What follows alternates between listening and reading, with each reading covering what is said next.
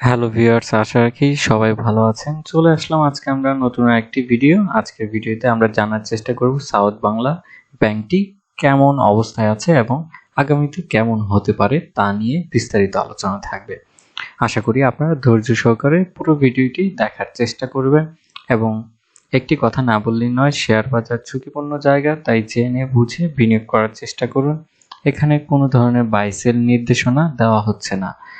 চলুন এবার আমরা মূল পর্বে শুরু করি।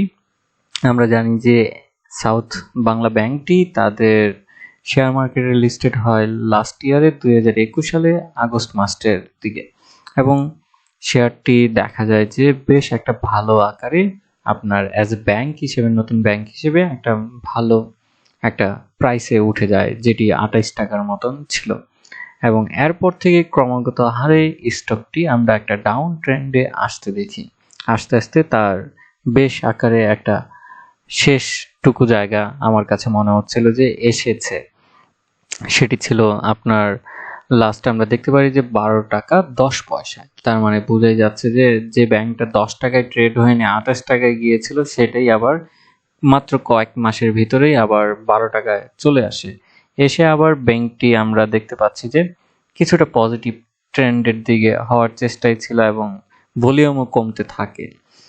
তো এই ব্যাংকটি আমি জানি যে গত বছর আপনার 4% ক্যাশ এবং 4% বোনাস দেয়, কিন্তু এ বছর তারা এসে নিয়ে অনেক পরিমাণে ডিভিডেন্ড কমিয়ে ফেলে। সেখানে আমরা দেখতে পারি যে মাত্র তারা হচ্ছে যে টোটাল 4% লভ্যাংশ ঘোষণা করে, এর মধ্যে 3% হচ্ছে গিয়ে ক্যাশ এবং 1% হচ্ছে যে বোনাস, যেটি খুবই হতাশা করেছে। যেখানে গত বছরের তুলনায় আমাদের এবছর ভালো একটা হয়তো বিজনেস তাদের কাছে আশা ছিল, এখানে কিছুটা তারা লস করে। যেটা হচ্ছে যে তাদের যেখানে ইপিএস ছিল গত বছর 1 টাকা 39 পয়সা, সেখানে এসে তারা ইপিএস এবছর প্রায় অর্ধেকে নেমে যায়। তো এটি আমাদেরকে খুবই রিমার্কেবল একটা পজিশন তৈরি করে ফেলে এই কোম্পানিটি। যেটা আবার পাশাপাশি এবছর আমরা দেখতে পারি যে তাদের প্রথম প্রান্তিক প্রকাশ করেছে, যেখানে ইপিএস গত বছরের তুলনায় অলরেডি ডাবল হয়েছে। গত বছর যেখানে ছিল 11 পয়সা, সেখানে আমরা ইপিএস দেখতে পাচ্ছি 22 পয়সা। তো কিছুটা আবার হচ্ছে যে যেখানে গত বছর তাদের বিজনেস খারাপ হওয়ার ফলে হচ্ছে যে ডিভিডেন্ডটা কম দেয়, আবার এবছর আমরা দেখতে পাচ্ছি যে তাদের ইপিএস গ্রোথ হয়েছে। তো একটু মিক্স আপ, যে গত বছরের তুলনায় এবছর হয়তো কিছুটা ভালো করার চেষ্টায় আছে। আমরা অন্যান্য ব্যাংকের যেরকম এত পজিটিভ ভাইব দেখেছি, কিন্তু আমার কাছে মনে হচ্ছে সাউথ বাংলা নিয়ে মার্কেটে যে আমরা জেনারেল অ্যাজ এ কাস্টমার হিসেবে খুব একটা পজিটিভ ভাইব এই মুহূর্তে এখনো পাইনি। আমার জানা মতে অন্যদের কাছে কিরকম থাকতে পারে সেটা আমার জানা নেই, কিন্তু আমার কাছে মনে হচ্ছে যে একটু স্লো মুভার হতে পারে, এবং হচ্ছে যে আমার কাছে মনে হচ্ছে আরেকটু দক্ষ ম্যানেজমেন্টটা তাদের প্রয়োজন। কিছুটা আমার কাছে মনে হচ্ছে যে তারা, আমার মনে হয় যে ব্যবসায়ী হিসেবে এখনো খুব ভালো আকারে গুছিয়ে উঠতে পারেনি। যদিও এটা আমার বলার রাইটস নাই, বাট আমার কাছে মনে হচ্ছে যে এইরকম কিছুটাই হচ্ছে, যে হয়তো একটা অস্থিরতার ভিতর দিয়ে যাচ্ছে ব্যাংকটা।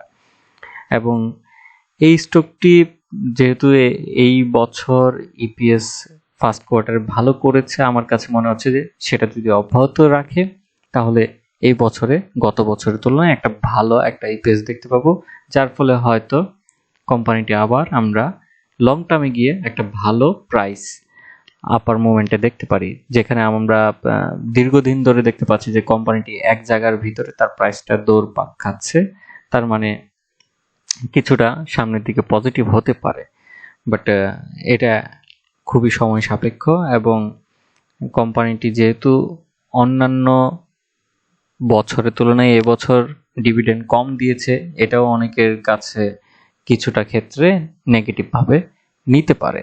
এবং তাদের যে প্রাইস বর্তমানে রয়েছে সে তুলনায় তাদের পি রেশিওটা অনেক হাই রয়েছে, যেখানে অন্যান্য ব্যাংকের পি রেশিওটা ক্ষেত্রে অনেক কম আছে। কারণ ব্যাংকের পি রেশিও দেখা যায় যে সবাই সেটা দেখেই তার বাদে বিনিয়োগ করে। তো ব্যাংকের পি রেশিও সবচেয়ে কম।